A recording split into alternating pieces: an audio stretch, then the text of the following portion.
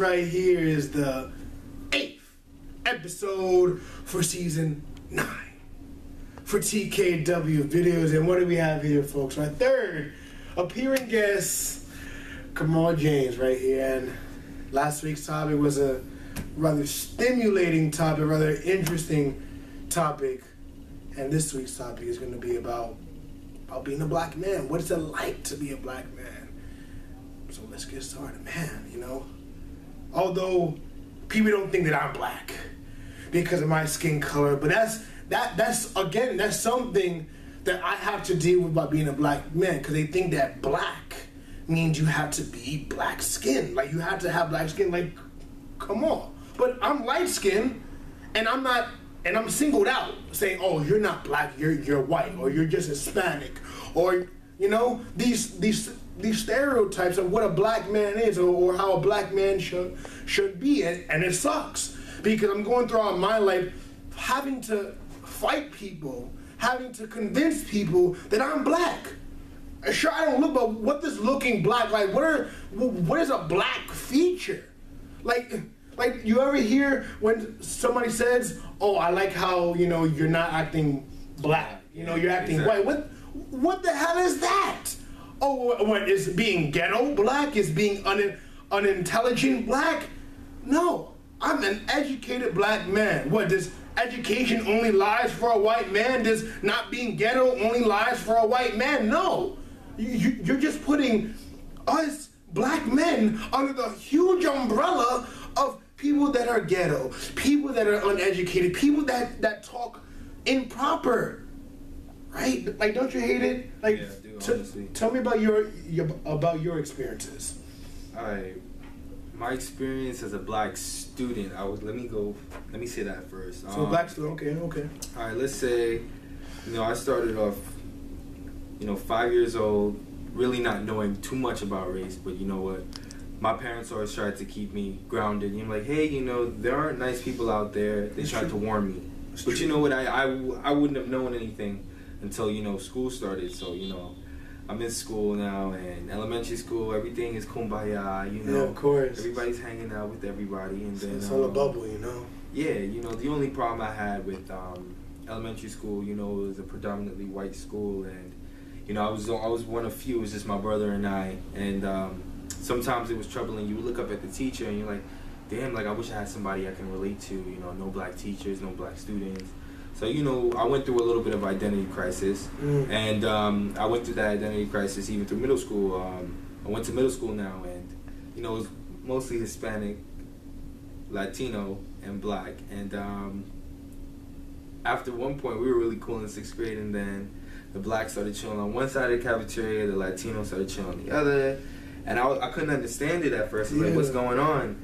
And my mom told me, so, yo, listen, you know, parents are going to be parents, and, you know, kids aren't born racist, but you have to understand that institutionalized, yeah, you know, it's gonna become a little division sometimes. And I say, yeah, I wasn't ready for it. And I would say I was about 13. I'm leaving middle school, and you know, my neighborhood is predominantly white too. And you know, when I used to walk down the street as a little kid, I wouldn't be threatening, so it was like I would always get a wave or a hi, or like, oh my God, he's so cute. And then like when I turned 13, I like to call it, I became a certified sidewalk clearer. Yeah. You know, I'm walking up the street, 13 years old, not really knowing much about anything. I'm not trying to hurt anybody, you know, I'm minding my business. And you know, you would have people cross the street on the other side. You know, granted, I probably had facial hair at the time too.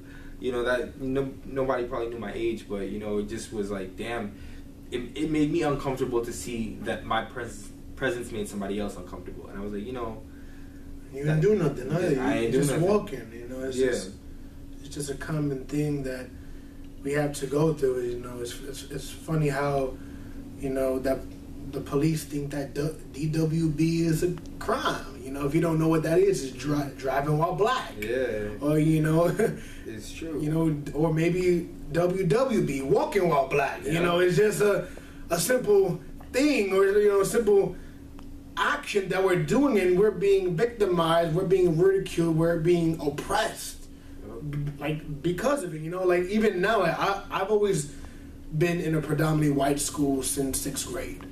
elementary was more blacks and Latinos, but you know, I do get mad. It's not even something that, oh, like, damn, like, I can't, like, why isn't there like a brother in the classroom? Like, why isn't there another Latino or black man in the classroom? It's not something to, you know, have race be a thing, but it sucks when all you see is white. And the only difference in the crowd is you because of your skin color, because of how you look. And it's not something that, oh, you know, it's just there. It's light. It's what's happening. And you want to, and then, you know, like growing up, you don't really think about it. Like, honestly, in middle school, I didn't think about it. No, you know, high school, it started coming into my mind, like, right. Why are we segregating or something? Like, and like the new thing is just light skin against dark skin thing. I don't understand it. You know, I just hate it. It's like we're being ridiculed for how we look.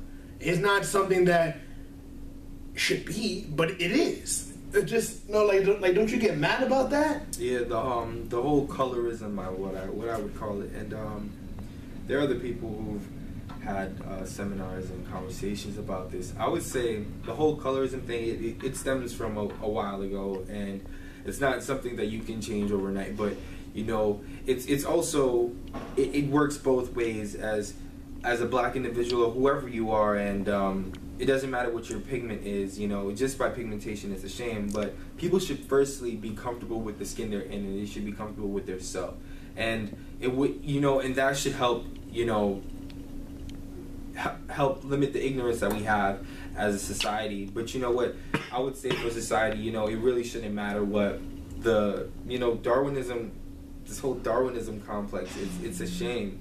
I don't think that it really matters what your complexion is, but it's something that happens all the time, and it's like it makes this like even like a civil war or a civil battle between black folks. You know, I think we could get better. It's true, we could get better. You know, it's not something that it's going to happen in a year or 2 years, maybe even a decade. Probably won't happen. It's going to take a few decades. It's going to take some time. But being a black man is not easy. Being an Hispanic is not either. I'm not trying to, you know, differentiate between being a white man, but you know, they're not as oppressed as we are. And Hispanics, blacks, although we are different races, we are still people of color. Still people of color that should be sticking together, not segregated. Light skin, dark skin, I don't care what color. You are a type of shade that's different from the white man, different from the white race. And you're still being ridiculed, you're still being stopped. So being a black man's hard, being Hispanic's hard, but we gotta make the world a better place. I don't care what color you are. Accept all, be with all, because we're all just people trying to make it. We're all just people. Thank you. See you next week.